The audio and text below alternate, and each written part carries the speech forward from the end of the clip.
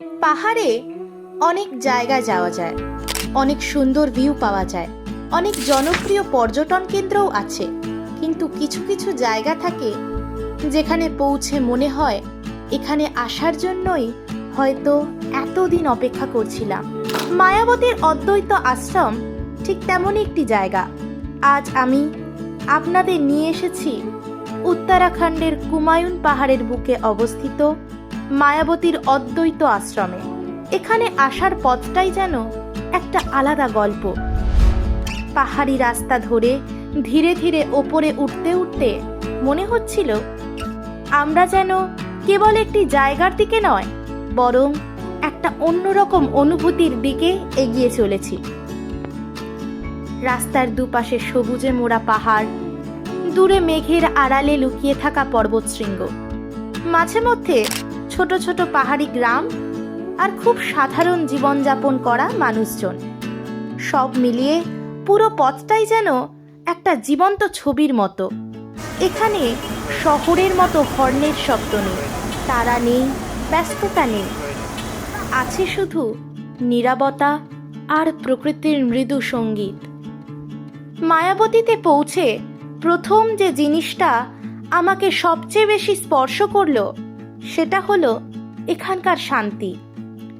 আমরা প্রায়ই বলি শান্ত পরিবেশ, কিন্তু এখানে এসে বুঝলাম প্রকৃত শান্তি কাকে বলে।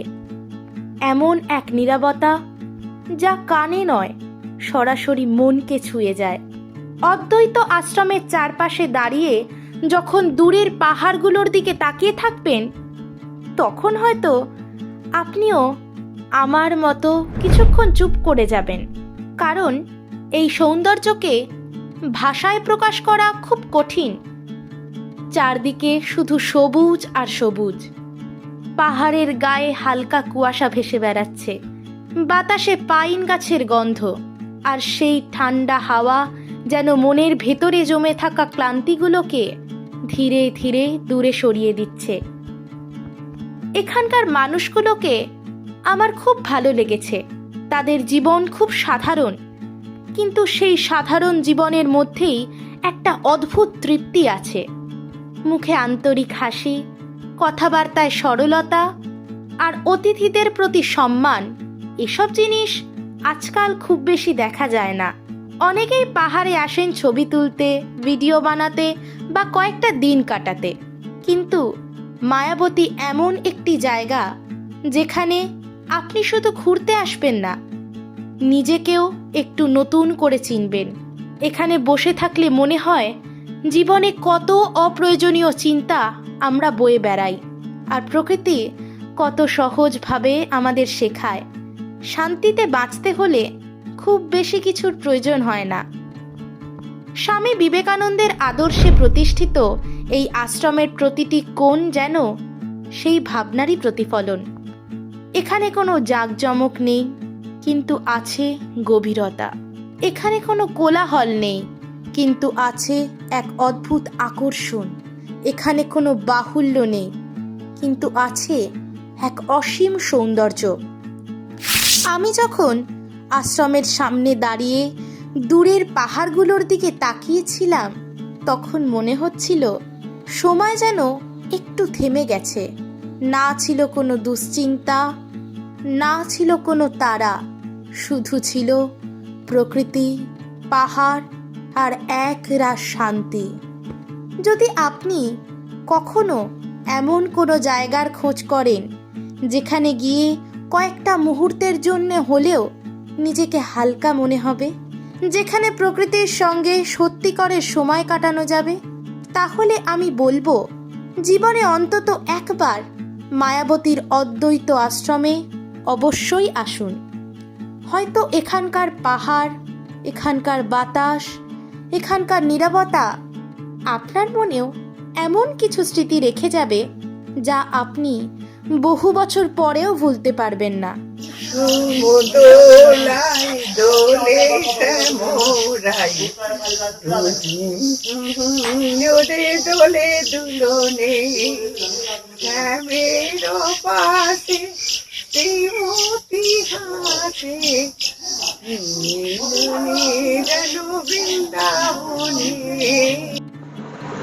প্রথম দিন কলকাতা থেকে স্বপ্নের পথে যাত্রা।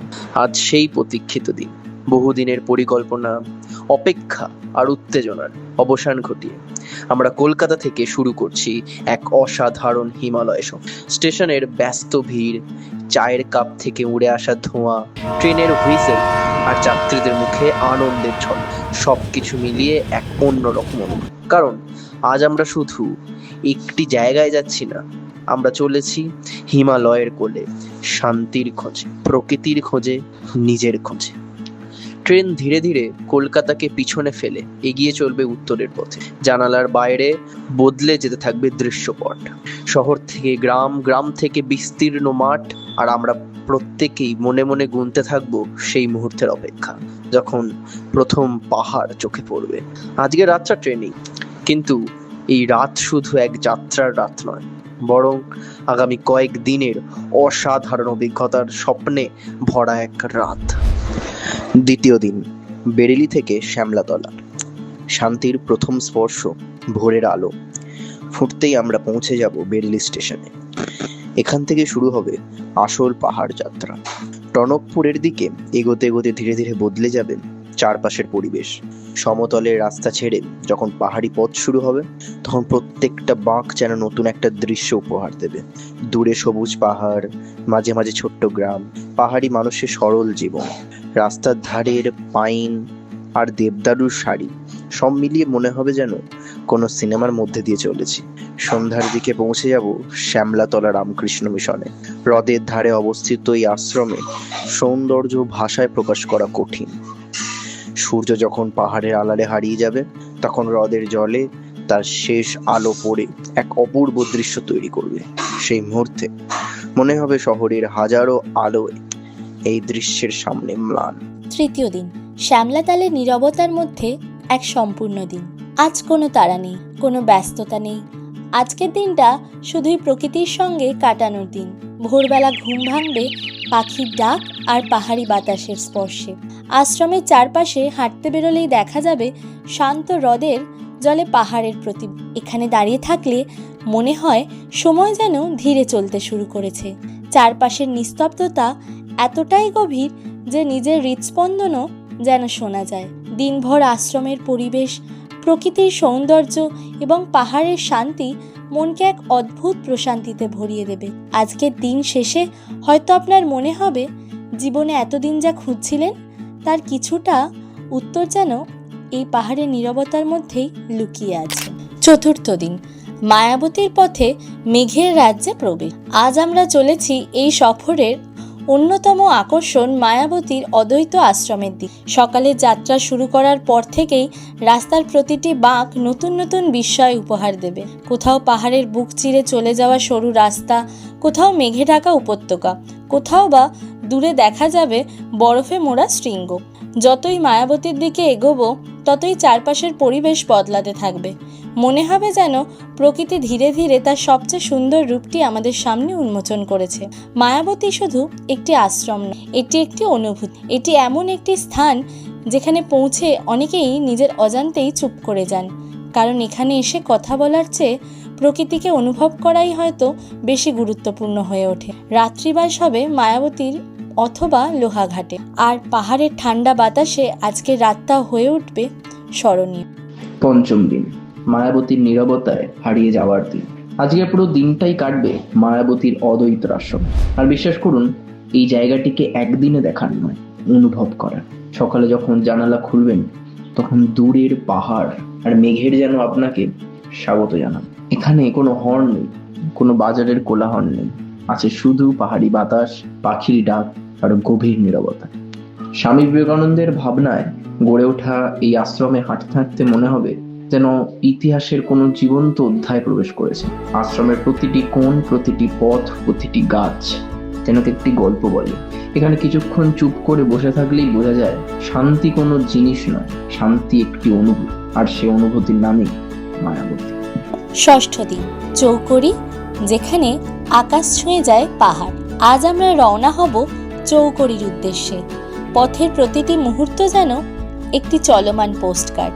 একদিকে গভীর সবুজ বন, অন্যদিকে মেঘে ঢাকা উপত্যকা, আর দূরে দূরে হিমালয়ের শুভ্র শৃঙ্গ। চৌকড়িতে পৌঁছে প্রথম যে জিনিসটি আপনাকে মুগ্ধ করবে তা হলো এখানকার আকাশ। এত পরিষ্কার, এত বিশাল আকাশ শহরে কল্পনাও করা যায় না। সন্ধ্যার সময় সূর্যের শেষ আলো যখন নন্দাদেবী, ত্রিশূল কিংবা পঞ্চচল্লিশ শৃঙ্গের গায়ে পড়বে, তখন পাহাড়গুলো সোনালি, কমলা আর লাল রঙে রঙিন হয়ে উঠবে। সেই দৃশ্য একবার দেখলে সারা জীবন মনে থেকে যাবে। সপ্তম দিন, মুন্সিয়ারি, হিমালয়ের হৃদয়। আজকের গন্তব্য মুন্সিয়ারি। অনেকেই কে কুমায়ুনের মুকুট বলে থাকেন, আর সেখানে পৌঁছানোর পথটাও ঠিক ততটাই সুন্দর। পাহাড়ি নদী, ঝর্ণা, বনভূমি আর ছোট্ট ছোট্ট গ্রাম পেরিয়ে যখন মুন্সিয়ারিতে পৌঁছবেন, তখন মনে হবে যেন প্রকৃতি তার সবচেয়ে সুন্দর রূপটা এখানেই লুকিয়ে রেখেছে। সন্ধ্যায় পঞ্চচূড়ি পর্বতমালার সামনে দাঁড়ালে মনে হবে পাহাড় নয়, যেন বরফের তৈরি বিশাল 5টি প্রাসাদ আকাশ ছুঁয়ে দাঁড়িয়ে আছে। সেই মুহূর্তে ক্যামেরা থেমে যেতে পারে, কিন্তু চোখের বিস্ময় থামে। অষ্টম দিন, মুন্সিয়ারি সৌন্দর্যের সঙ্গে একান্ত পরিচয়। আজ সারাদিন কাটবে মুন্সিয়ারিকে কাছ থেকে জানার জন্য। স্থানীয় গ্রাম, পাহাড়ি জীবনযাত্রা, মানুষের সরলতা এবং প্রকৃতির অপার সৌন্দর্য সবকিছু মিলিয়েই আজকের দিনটি হবে বিশেষ। এখানকার মানুষজন খুবই আন্তরিক, তাদের জীবন সহজ, কিন্তু এই সরলতার মধ্যেই লুকিয়ে আছে প্রকৃত সুখ। পাহাড়ের কোলে বসে যখন দূরের বরফ ঢাকা শৃঙ্গগুলোর দিকে তাকিয়ে থাকবেন, তখন মনে হবে পৃথিবীটা আসলেই কত সুন্দর। নবম দিন, রহস্যময় পাতাল ভুবনেশ্বর। আজ আমরা চলেছি এক রহস্যময় জগতের দিকে। পাতাল ভুবনেশ্বর শুধু একটি গুহা নয়, এটি বিশ্বাস, ইতিহাস এবং বিস্ময়ের এক অনন্য মিলনস্থল। গুহার ভেতরে প্রবেশ করার পর মনে হবে যেন আমরা হাজার হাজার বছরের পুরনো এক অজানা পৃথিবীতে প্রবেশ করেছি। প্রকৃতির নিজের হাতে তৈরি শিলারূপ, পৌরাণিক কাহিনী এবং গুহার ভেতরের রহস্যময় পরিবেশ দর্শকদের মুগ্ধ করে রাখে। দর্শনের পর আমরা ফিরে আসব চৌকড়ির শান্ত পরিবেশ।